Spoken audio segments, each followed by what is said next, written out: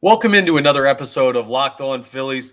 Man, this victory shirt's getting worn down. The Phillies win again, 5 straight. Ranger Suarez looked awesome. The offense created options. This team is the best team in baseball again. We'll talk about it on today's episode.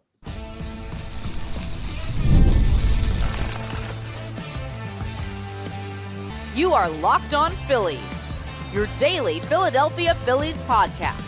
Part of the Locked On Podcast Network, your team every day. Yes, this is Locked On Phillies. I'm your host, Connor Thomas. We're part of the Locked On Podcast Network, your team every day. Thank you so much for joining us today. Please make sure you're rating, reviewing, subscribing to the YouTube, all that great stuff that helps us out. It helps you out too. When you subscribe to the YouTube, it's free. It takes like a second to do. If you're watching us on YouTube, just hit that subscribe button in the corner of your screen. It gets you notifications when new episodes are posted. So it really helps you out. It helps me out. It's a win-win-win. You may know me for some of my other work in the sports talk space. I've been on the air, 97.5 The Fanatic, for 5 years now. I've been a credentialed Philadelphia Phillies media member for 3 seasons, and this is my 3rd season as the host of Locked On Phillies. Today's episode is brought to you by Prize Picks. Go to prizepicks.com/LockedOnMLB and use code, it's all in lowercase, LockedOnMLB to win $50 instantly when you play $5. So go ahead and check out our friends over at Prize Picks. The Phillies, I hate to say it, right? Because my job doing this podcast is to give you interesting breakdowns of what happens in games and what's going on with the team and everything happening around baseball. And frankly, yesterday's game between the Phillies and the Marlins, a 5-2 victory for the Phils, it was pretty boring, guys. The Phillies scored 1 run in the first inning, and then nobody scored until the top of the 6th. Slow. Ranger Suarez looked really good. We'll talk about him in a second. But then you score 4 in the 6th, which was awesome, including an absolute nuke Bryson stop bomb, which should make you feel really good about where his swing's at right now. You had some good opportunities to add more at points, but you cashed in the 6th, which was good. I don't know. There were a couple good things. There were a couple bad things. The good Ranger Suarez, like I told you, he went 5 innings, 3 hits allowed, no earned runs, 2 walks, 4 Ks. It's nothing amazing, but he's still working his way back from that long injured list stint. You don't want to overexert him too much. You want to get him to a place where you think you're going to win the ball game. And the Philadelphia Phillies accomplished that. So Ranger Suarez gets the win. He moves to 12-6 on the year. The bullpen was solid. You give up a run. Lazar gives up a run. And then also you have a run given up by Ryan Kirkering. It wasn't an earned run, so not as worried about that. But the bullpen's been fine. And the offense created opportunities. Bryce Harper had 2 RBIs. Cody Clemens had 2 RBIs. Cody Clemens seeing the ball pretty well right now. Do love to see that. He played third base last night for the injured Alec Bohm. We're going to talk about Alec Bohm later on in the episode.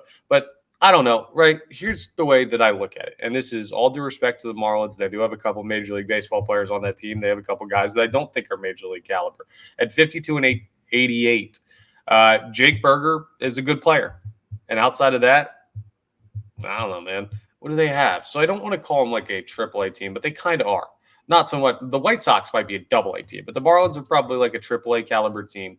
And it shouldn't be interesting. If you went to, just for example, let's say there was a scrimmage at Citizens Bank Park before the season started, and the Phillies were playing the Lehigh Valley Iron Pigs, their AAA affiliate. Would you expect that game to be interesting? Would you expect it to be close? Would you expect it to be anything besides the Phillies just comfortably taking care of business? No, you wouldn't. And that's what last night was. It was just a very comfortable, easy take down a team that's less than you and continue to plug your way away at the top of the standings in the National League and in all of baseball. Now, Bryson Stott did have a nice night, right? Like his 2 RBIs, the single in the first, a little cue shot over the shortstop's head. That was a nice piece of hitting. The home run he hit was one of the longest home runs I've ever seen him hit. It was a nuke. It's listed as 406 feet, but it felt a lot further than that. That's squaring up in baseball. That's a good sign. Adam Oller didn't look bad for the Marlins, but the Phillies took advantage. The Cody Clemens thing is interesting, right? We talked about him seeing the baseball well. Well, he's been swinging the bat well, seeing it well. The defense, well, we'll kind of figure out how he fits in. as things go along. He's not a plus defender. We've seen issues with Weston Wilson on that front. When you do play those guys too much, you could lead to situations where you're losing a little bit in the field, but Alec Bohm not available right now. So if you can get, you got 2 RBIs out of Cody Clemens last night on one swing in the 6th inning. And then he scored on a wild pitch. So he created 3 runs basically on his lonesome. Like, that's an amazing thing to get from a player at that point. The depth on this team is awesome. We talked about it all year. This was what was being showcased when we thought this team was the best team in baseball earlier on in the season. Now, are we back to thinking the Phillies are the best team in baseball? It may be time to have that conversation, folks, because they're just making it look easy right now. But the schedule is easy right now. And that's the part that you don't want to overstate. But you kind of already, like, here's where my takeaways from last night's game. I don't try and do too much with it. We know who this team is. We know what they're going to be for the rest of the regular season, right? They have a relatively easy schedule. They have 1 series with the Brewers. They have a couple with the Mets. Outside of that, it should be pretty take care of business type of schedule. They built a little bit of a buffer between them and the Milwaukee Brewers. When you look at the standings right now in the National League, they're tied with the Dodgers at the top. But because of the tiebreaker, the Phillies technically have the best record in the National League and the best record in baseball. Milwaukee, 3 games back. What's important right now is to try and build that lead compared to the Milwaukee Brewers, so you don't drop down into the wild card series with the lowest wild card option. Right now, I believe that would be the New York Mets. I don't know as the tiebreaker. The Mets and the Braves are tied after the Braves lost to the Rockies last night, so that's something to keep an eye on. Atlanta could miss the playoffs altogether, which I hate to kick them while they're down with all the injuries they've been experiencing, but I will. I gladly will, actually. I don't even want to say I hate to do it. If they miss the playoffs, that would be awesome. So, yeah, rooting for that. But you also don't want to be in a situation where, like, let's say Atlanta's the last team in. Let's say the Mets are the last team in. You got to play 3 games at the bank against a division rival. And I'm not talking about a team like the Marlins last year where it was, like, very clear that they were not a team that was ready for the postseason yet. Those are teams that have a little bit of star power. Francisco Lindor, who you're going to see coming up when the Phillies play the Mets in a little bit, he's been having an unbelievable season. We know how good the Braves can be at their best, and we know that those teams are familiar with each other. So I'd rather not have to worry about either of those teams. I'd rather play a 5-game series in the NLDS so that you have a better opportunity for the better team to win. The better team, ideally, being the Philadelphia Phillies, if that all makes sense. So you're just looking to build that buffer, right, between you and Milwaukee, you and the wild card series, find a way to win the division. But here's the thing that I'll say too, right? I'll make this claim right now after the win over the Miami Marlins. I feel comfortable doing this. I'm going to say this in no uncertain terms. The Philadelphia Phillies have an 8-game lead in the National League East over both the Mets and the Braves. The Philadelphia Phillies are going to win the NL East. You can book it. You can put it in stone. It is not changing. 84-56 the record. So some quick math will show you that is 140 games played. They have 22 games left and they're 8 games up. Division over. Congrats, Philadelphia Phillies. You're going to win the NL East. You got to obviously take care of business, but it's a 3-foot putt for Tiger Woods at this point. It's not me or you at our local muni standing over a 3-foot putt with our knees knocking. No, this is about as easy as it gets to say, hey, division wrapped up. So goal accomplished. One of the goals of the season. I feel great about that. The next goal is the first round bye. The next goal is the top seed. And then we turn into postseason baseball. But remember when I told you that this Philadelphia Phillies schedule was set up perfectly for this team to get rolling heading into October? This is what I mean. They've got a lot of games against teams where it should just be like, okay, you're better. Go out and win 5-2, be comfortable, take that nice, easy victory. Go out, hang 8 on them. You don't even have to worry about it. Save some arms in the bullpen. Let a starter go a little bit longer. Perfect. Oh, Zack Wheeler's on the mound tonight. Dominant. Don't even worry about it. Score 3 runs. Go home with your victory. Like, that's just kind of where we're at right now. And we're kind of in the point of the season where, while there is seeding to be figured out and there will be interesting games, we're in a bit of a lull. The team's not in a lull. They're winning. This shirt is getting it probably doesn't smell too good. If I could smell, nope, still can't smell. Born without it, by the way, if you didn't know. No sense of smell. But they're winning so much, I got to get this thing in the laundry more often than I normally do. Like, they're not slumping through, but impact level of these games has seemed to significantly drop off. And it'll ramp back up when you play the Milwaukee Brewers, because that's going to be a huge series. And it'll slow back down, and then it'll ramp way up into Red October. So we'll get there, but for the time being, like, there's only so much to be taken away from 5-2 wins over the Miami Marlins when you know the ceiling of this team is best team in baseball, and you're this close to the postseason already. It's September, 6th? Yeah, this is the time of the year where the big questions that come around are health and who's getting hot for the time of the year where you need it most, which is September 15th on, according to yours truly. You may think it's even a little bit later on in the year than that, just so you don't get hot early, have 2 weeks hot, and then cool off going into the postseason. No, this is the right trajectory for the Philadelphia Phillies to be on. I feel pretty darn good about it.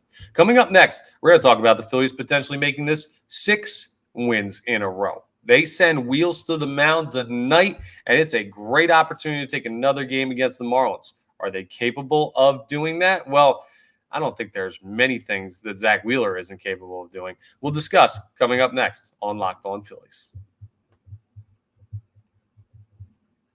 First, though, I want to tell you about Ibata, because you might be taking that dream vacation coming up. Fall is a great time. As the weather turns, you might want to head somewhere that's still a little bit warm, still somewhere tropical. But when you take that dream vacation, the price tag, it's not normally like $100 or $1,000. No, that price tag might be something you're dreading. Well, with Ibata, you can get cash back on all of your purchases to kind of make that a little bit easier on you. So you can spend more time making memories this summer and less time dreaming about them.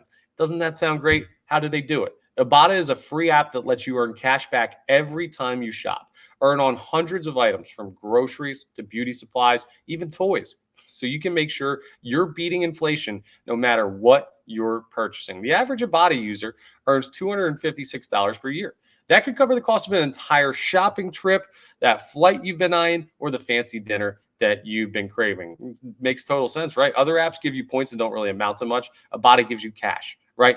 Here's what you do. You get cash back that you can withdraw to your bank account, PayPal, or gift card. Simply add offers in the app, upload your receipt, and the money is yours, easy like that. You can save on over 2,400 brands and shop at over 1,000 retailers. So it's time you join the over 50 million users who use Ibata to earn cash back every time they shop. Right now, Ibata is offering our listeners $5 just for trying Ibata by using the code LOCKEDONMLB when you register. You just go to the App Store or the Google Play Store and download the free Ibata app to start earning cash back, and then use code, I already told you, LOCKEDONMLB. That's IBOTTA in the Google Play or App Store, and use code LOCKEDONMLB. All right, let's preview Game 2. Let's see, the days are starting to run together. The Phillies just keep winning. It's hard to keep track of.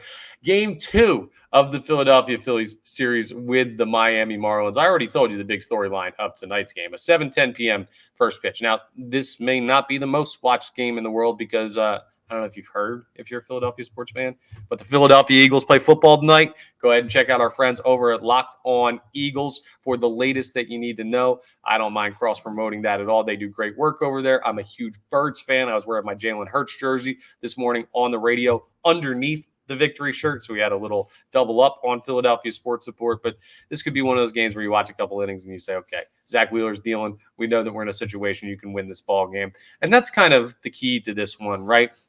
With Wheeler on the mound and Edward Cabrera throwing for the Marlins, like, you have a significant advantage. The Phillies are minus 235 on the money line, huge favorites according to Vegas. They have a 71.3% chance according to ESPN Analytics. They're largely favored, just like they're going to be in every game of this series. But Zack Wheeler has not really been good down in Miami. It's one of his bottom 5 ballparks in Major League Baseball as far as the average statistics per start down there. So is it that he doesn't really face the Marlins well? Is it that building? He doesn't like the mound? Is it the fact that he likes to get up for big starts, and maybe those starts that feel a little bit less impactful lead to a bit of a mental lapse?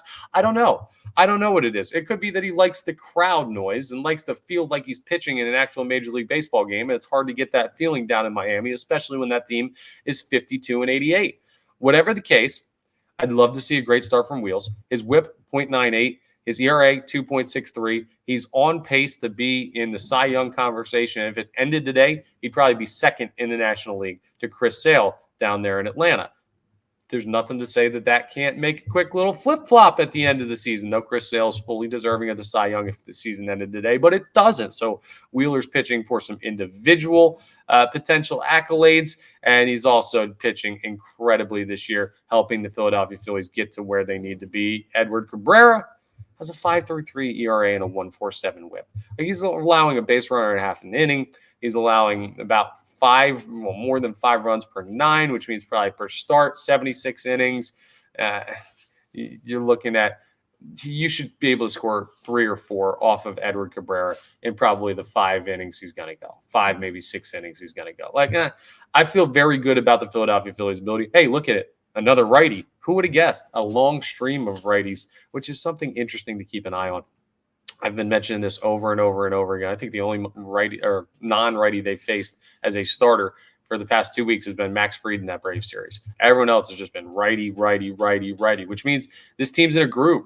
Kyle Schwarber stayed a little warm last night, so you're going to be looking at him. Bryce Harper mashed a baseball last night. Is he starting to show a little bit of a stretch where he could create something? Cody Clemens, is he back in the game at third base for Alec Bohm? We'll keep you updated on what the lineup looks like when we get an idea. Let me double check and see whether or not it's out. I don't believe it should be out right now. I'm recording this at about 1:30. So let's peek and see if Alec Bohm is going to make his return. No, there's no notification on whether or not Alec Bohm will be back in the lineup. So who knows? But if it's Cody Clemens again, maybe he has a big day. I would love to see Bryce Harper finally hit the ball out of the ballpark again. That would be ideal. But those are the offensive players you're kind of watching. It's really hard to pick up on storylines in this series because, again, you're playing a team that you should beat basically every time. And until the Phillies do something that makes you worry about where they're at right now, the narrative stays the same. They're a juggernaut baseball team that is playing like it once again as somebody decides that revving their engine in the middle. Hey, don't you know that this is a good baseball podcast? Living in the city. Must be a Marlins fan. Bottom line is, what do you really want me to say about Phillies Marlins that hasn't already been said, especially with Zack Wheeler on the mound? You're better. They're not good. You're playing for something. They're not. Your offense is great. Their offense stinks. Your pitcher is great. Their pitcher's below average. Go beat them. It's very simple. And that doesn't have anything to do with whether or not Alec Bohm is available. That doesn't have to deal with whether or not, by the way, Bryce Harper, we were questioning whether or not he would play in game 1 in Miami. Played last night. I didn't mention that. So he looked fine. He looked good to go. We talked about, do you sit Bryce Harper? And I thought maybe you would. But if he tells you, hey, man, doctors cleared me, I'm good to go. How do you tell Bryce Harper, we don't want you to play? So, that's whatever. As long as he's healthy come postseason, we're fine. And I read you what he said about how he doesn't think it's going to get better from just a day or two of rest. So I don't have any issues with the strategy that the Philadelphia Phillies use with Bryce Harper. I don't know. I could go up and down the lineup, frankly. And I could say, hey, this guy.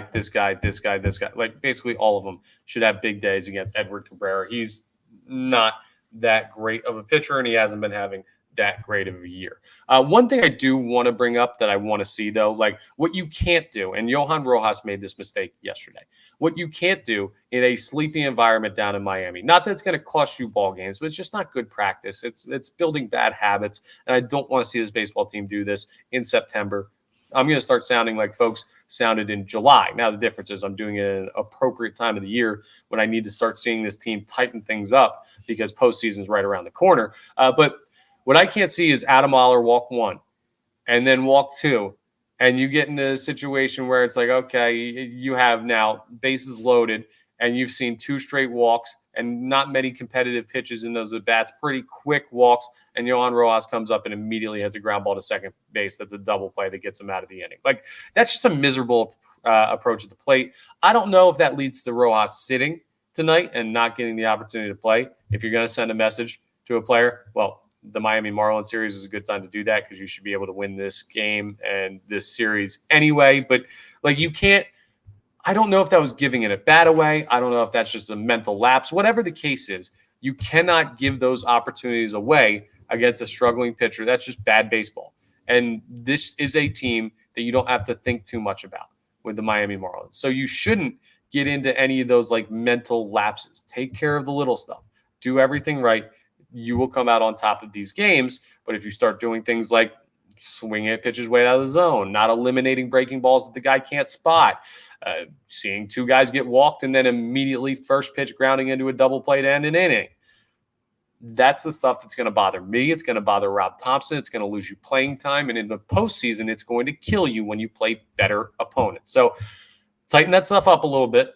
I'm using Johan Ross as an example. I don't mean to pick on the kid, but he was the one who did it last night. There are other guys that have given away at-bats throughout the season. I mean, basically everybody gives at-bats away throughout the season. But just stuff to keep an eye on as we try and manufacture storylines in a series that is so lopsided like Phillies Marlins. Coming up next, though, we do have a storyline that's getting kind of interesting. What in the world's going on with Alec Bohm? And what's up with his left hand? I'll give you the latest that I've heard on as we wrap up today's episode. But I got to tell you about Prize Picks first. Prize Picks is America's #1 daily fantasy sports app. They got over 5 million active members. Prize Picks is the easiest and most exciting way to play daily fantasy sports. And unlike other apps, on Prize Picks, it's just you against the numbers. You're not playing other people. You don't have to get the highest score in your pool or anything. No, all you do is you pick more or less on 2 to 6 player stat projections, and you watch the winnings roll in when you nail it. And football season's here. There's a lot of great opportunities. There are some big time also promotions that they're running on Prize Picks. Check this out, right? So NFL's back. 1 Caleb Williams passing yard gets you 1 win on Prize Picks every week in September. He's going to throw 1 passing yard. He's the starting quarterback of the Chicago Bears. Now, some people might scoff at that if you know football and say, well, the Bears quarterback might not throw 1 pass. He's going to throw 1 passing yard. That's right. So only 1 yard gets you an automatic win every football weekend in September. 4 weeks of free W's. So don't miss that deal on Prize Picks because it's gone when September ends. You have less than a month to take advantage of that. They're always running cool promotions and stuff like that. Or you can build your lineup of baseball players, football players, whatever you're feeling. Download the Prize Picks app today and use code LOCKEDONMLB, and you'll get $50 instantly when you play $5. That's code LOCKEDONMLB on Prize Picks to get $50 instantly when you play $5. You don't even need to win to receive the $50 bonus. You can make the worst picks in the world. You could be an idiot like me and go out there and say, oh, okay, I don't think this guy's going to have this many hits and that guy's going to have a home run and all this stuff and get it totally wrong. That $50 bonus is guaranteed. So go ahead and check it out with Prize Picks. Run your game with Prize Picks. All right. Thank you so much for making Locked On Phillies your first listen every day. I appreciate it very much. Now make your second listen Locked On MLB. I tell you about it all the time. Paul Francis Sullivan, Sully, he hosts that podcast. He does an outstanding job. He is interesting, funny, knowledgeable. If you haven't listened to him, check him out. And this time of year when the Phillies are kind of in a series against the Marlins, where I'm telling you, like, kind of a boring series, or at least it should be. And if the Phillies take care of business, it will be. That's a guy you want to go check out. See what's going on around the rest of baseball. See what people are feeling about the Braves maybe not making the postseason. What's going on with the Dodgers out west? Can the Phillies really be the 1 seed in the National League? Are the Brewers collapsing? Or are they going to make another push for the 2 seed? All of these things, you can check it out on Locked On MLB. Sully covers all of it, including the American League. So go ahead and check it out. Part of the Locked On Podcast Network, your team every day, available on YouTube and wherever you get your podcasts. Now, this Alec Bohm situation is interesting because, remember, he left a game a couple days ago after making a weird swing. So he made the weird swing, and then he goes out.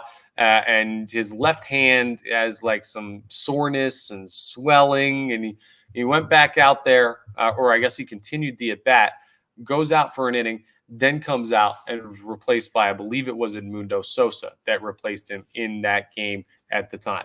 And you're like, okay, well, don't think it's anything serious, keeping an eye on him, but we're not going to put him on the injured list. Be a couple days, maybe a game, maybe 2 games, and then hopefully he'll be back. And now it's been 4 games that he's been out of, and you start to get a little antsy. John Kincaid, who I work with on the morning show, Kincaid and Salchunas over at 97.5 The Fanatic, was talking to me about it this morning. He's like, you getting a little bit nervous about Bohm?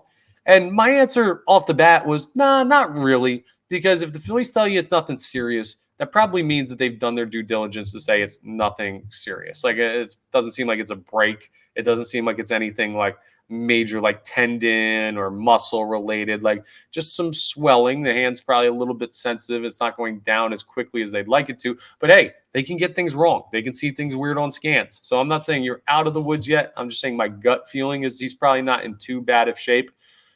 And Alec Bohm is a little bit different than Bryce Harper in that Bryce Harper is a superhuman. When Bryce Harper tears his UCL, he's like, okay, I'll play in 2 months. Like, he's crazy. The average player isn't like that. And sometimes we forget, seeing how quickly Bryce Harper comes back or how much he plays through things. The average player is not Bryce Harper. So for Alec Bohm, what maybe would be like a 1-day absence, well, it turns into 3 days, 4 days, 5 days. And you're like, okay, well, now we're in a situation where people might get a little bit more nervous when in actuality the team is just being cautious because he doesn't heal the same way. I think it's a caution thing because you don't really have a great option at third base if Alec Bohm's not there. I like Edmundo Sosa, not a plus guy defensively. Honestly, it's crazy to say. I never thought two or 3 years ago I'd say this, but I'd much rather have Alec Bohm defensively at third base, and I'd certainly much rather have him offensively at third base. He was the all-star starter at third base in the National League this year. Like, that's a valuable player for the postseason. So what? You're going to rush him back for games against the Marlins? No. Like, you're going to play him in this series where you should be able to take care of business without him? No reason to.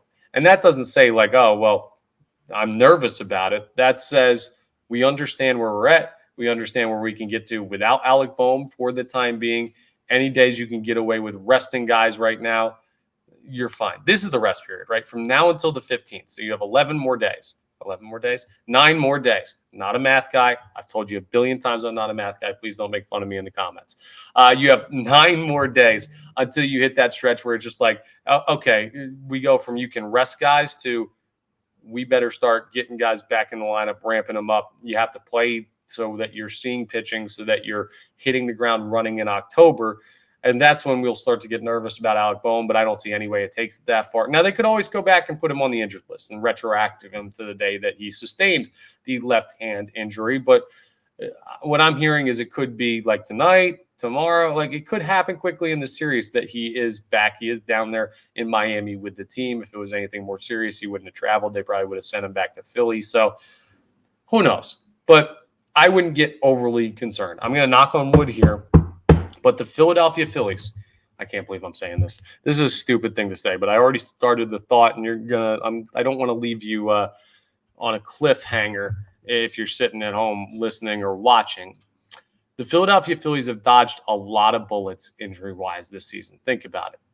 Bryce Harper, Kyle Schwarber, Trey Turner, Ranger Suarez, Alec Bohm, Brandon Marsh. All these guys are kind of on and off, well, or not on and off, but JT Realmuto had knee surgery. Like, there have been significant injuries that could have been, 3 months, 4 months, season-ending stuff. If it was a little bit worse, but instead you're getting away with like a month absence here, a 3-week absence here, this, that, where you can survive that, where you're actually getting everybody back healthy at a pretty darn good time. And now, okay, you get a little bit nervous the tighter you get, because if you get like a month-long injury at this point in the season, you're missing part of October. And that significantly hampers this team's ability to compete for a World Series. So that's why you want to be cautious. But again, I'll knock on wood a second time. The Phillies have been lucky with injuries over the past really 3 years outside the Rhys Hoskins ACL tear. And that's a really good sign for October. And hopefully it's more of that for Alec Bohm. So I'm not concerned about the Bohm thing, at least not yet. It is a situation to monitor. Maybe he plays tonight. If so, hell yeah, we're good to go. If not, I would like to justify it as they're resting him because it's the Marlins and they're being overly cautious, and then we'll move on as we reevaluate that in the future. We'll talk about that further on Monday's episode if that is a talking point, or hopefully it's just, hey, man, he was back. Here's what he did in the games over the weekend. 2 more games over the weekend. I told you the expectation, win 3 out of 4. If you can win all 4, great, but with Seth Johnson, a guy getting called up to start on Sunday throwing for the Phillies, who knows? Take care of the ones that your best starters are throwing. And Zack Wheeler is your best starter. He's throwing tonight. The The Phillies need to win this one.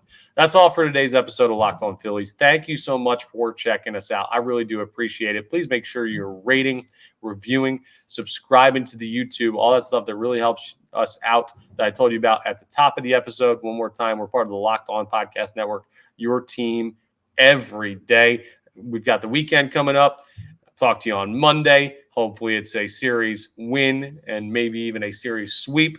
And I'm going to go watch this victory shirt because I'm sure this thing is probably pretty smelly. I do believe that. That's a good thing. It means the Phils are winning. I'll talk to you Monday on the next episode of Locked On Phillies.